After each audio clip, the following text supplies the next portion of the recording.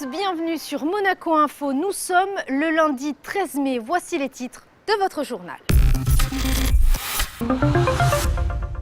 Nous ouvrirons cette édition avec cette belle initiative qui a vu le jour à l'école d'Érévoire. Nous assisterons à un atelier qui était organisé au lycée technique et hôtelier de Monaco. Et enfin, nous écouterons le docteur Jean-Joseph Pastor et le professeur Patrick Rampal qui reviennent sur la fondation François-Xavier Morat. Je vous propose de vous intéresser pour commencer à cette belle initiative qui a vu le jour à l'école d'Érévoire. Depuis 5 ans maintenant, des ateliers permettent aux élèves de différentes classes d'être sensibilisés au quotidien de personnes atteintes de handicap. Alexandra Pani a suivi la classe de 9e A.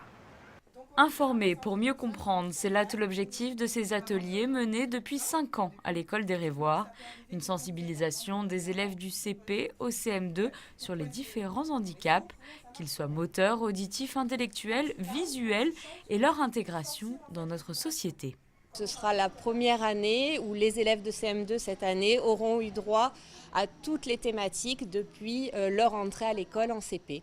Les enseignants préparent eux-mêmes cette journée dans les classes avant notre venue et ensuite reprennent le contenu de cette journée aussi en classe. Les élèves sont toujours très intéressés, très enthousiastes. On leur remet également un petit livret à l'issue de l'atelier qui leur permet ensuite aussi de pouvoir reparler de ce qu'ils ont vécu, de ce qu'ils ont appris en famille le soir. Nous avons donc suivi aujourd'hui la classe de 9e A lors d'ateliers consacrés à l'handicap auditif. Chaque session se compose d'un temps d'apprentissage et de connaissances théoriques sur le handicap en question, suivi d'un temps d'exercice pratique. Ce jour-là, les élèves ont pu découvrir l'apprentissage de la langue des signes française. Aux côtés de l'équipe de la division sociale et handicap, Kevin, atteint de surdité, a partagé avec les enfants attentifs et curieux. On a appris quelques mots et on a aussi appris l'alphabet. C'est comme si on avait parlé français toute notre vie, c'est juste qu'on a appris la langue des signes. Comme nous, on a appris le français, mais eux, ils ont appris la langue des signes. J'aimerais bien apprendre, comme ça, je pourrais communiquer avec des gens sourds. Et tu penses que leur quotidien, il est vraiment différent du tien ? Non, parce que ce sont des humains comme nous et c'est comme notre langue. Sauf que c'est une langue différente, des signes.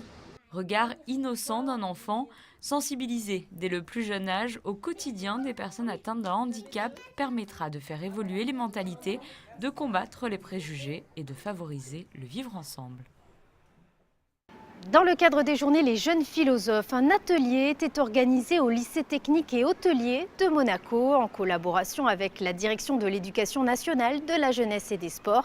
Différents philosophes étaient invités dans plusieurs établissements de la principauté. Les détails dans ce reportage. Accompagner les adolescents dans la découverte de la philosophie. Voici l'objectif de cet atelier organisé au lycée technique et hôtelier de Monaco dans le cadre des journées Les Jeunes Philosophes. Pas forcément habitués à ce genre de réflexion, les lycéens découvrent ainsi le domaine.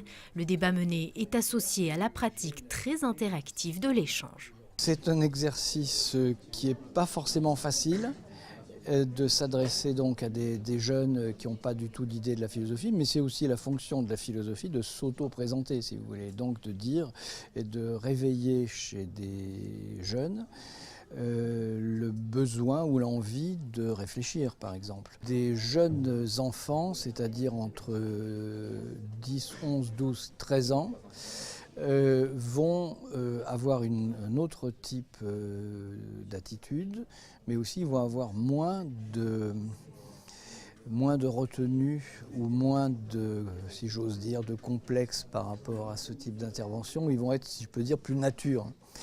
Et puis, le préadolescent et l'adolescent, c'est autre chose. Parce que là, il y a de telles angoisses adolescentes et de tels blocages adolescents qu'il faut arriver à casser les barrages. Donc il y a un énorme travail de mise en confiance. C'est deux exercices assez différents, mais enfin bon, il faut tous les faire. Le débat s'est rapidement ouvert entre le philosophe et les lycéens. L'atelier semble très bien perçu par les adolescents. Pour l'instant, tout va bien. Nous essayons de trouver des questions pour poser à Pierre et puis ensuite on débattra avec lui en se présentant. On collabore tous ensemble, enfin là nous sommes 4 et on essaie de trouver des idées à gauche, à droite. Un regard différent sur la philosophie, après sur les études qu'il a fait. C'est un honneur pour nous de rencontrer Monsieur Péju. Nous, on fait un peu de philosophie au lycée, mais on n'a pas trop l'occasion de beaucoup développer le sujet, vu qu'on a le baccalauréat à passer qui n'a pas la philosophie au sujet. Mais c'est une bonne occasion d'en apprendre plus sur la philosophie. Cet atelier aura permis d'obtenir des résultats très positifs, voire étonnants en ce qui concerne la prise de parole, le développement de l'expression orale et l'épanouissement de la pensée. Et dans le reste de votre actualité monégasque en bref et en images. Marie-Pierre Gramalia, conseiller de gouvernement, ministre de l'Équipement, de l'Environnement et de l'Urbanisme, accompagnée notamment de Jean-Luc Nguyen, le directeur des Travaux publics, a visité le chantier de l'opération Entrée de Ville au boulevard du Jardin Exotique avec les responsables des opérateurs FPMC, NGECO. L'avancée des travaux de cette opération privée-publique a ainsi été constatée. Elle est constituée d'une partie résidentielle de 50 logements et d'un parking public de plus de 1800 places sur 15 niveaux, plus une douzaine de places dédiées aux cars de tourisme. Une plateforme logistique pour le traitement de 4 à 5 000 petits colis par jour est également prévue, tout comme 5 000 mètres carrés de bureaux. Autre information, au lycée technique et hôtelier, cette fois, où était organisée la remise des prix du Pen Club. Cette année encore, les lauréats se sont distingués par leur talent d'écriture.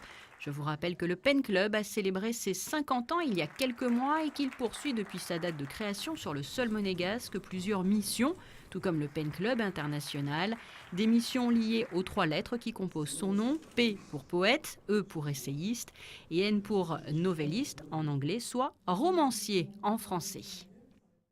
Depuis 2014, la Fondation François-Xavier Maurras a pour vocation d'améliorer la prévention, le soin et l'accompagnement de personnes atteintes de cancer. Récemment, l'association établie en Principauté a renouvelé son partenariat avec le Centre scientifique de Monaco.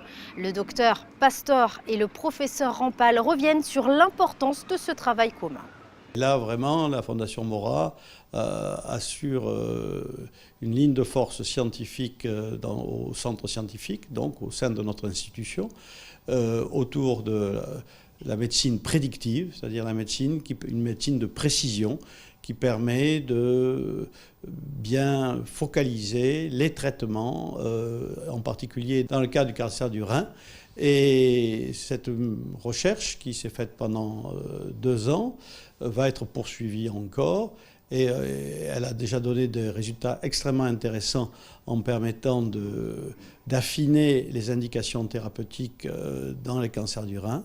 Et on pense que dans les 2 années à venir, on aura des résultats encore plus intéressants qui nous permettront d'apporter un plus considérable à la prise en charge de ces patients. J'ai été très impressionné car bien entendu, il y avait dans leur programme des recherches sur les maladies qui sont de nos jours les plus terribles, les maladies cardiovasculaires, mais surtout les maladies cancéreuses. Et Mesdames Maurras, pour des raisons qui les regardent, ont véritablement voulu aider dans la recherche de cette pathologie qui est véritablement une de celles qui fait encore trembler le monde entier, le cancer, malgré les progrès énormes qu'il y a eu.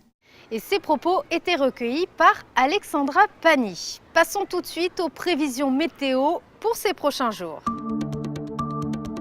Mardi, un temps assez maussade, car si du soleil est prévu, il faudra aussi compter une partie de la journée sur la présence de pluie et de nuages. Mercredi, une journée assez similaire, toujours de la pluie.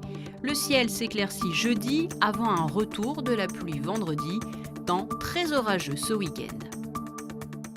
C'est la fin de cette édition. Merci de l'avoir suivi. À présent, la suite de vos programmes. Très belle soirée à tous sur Monaco Info.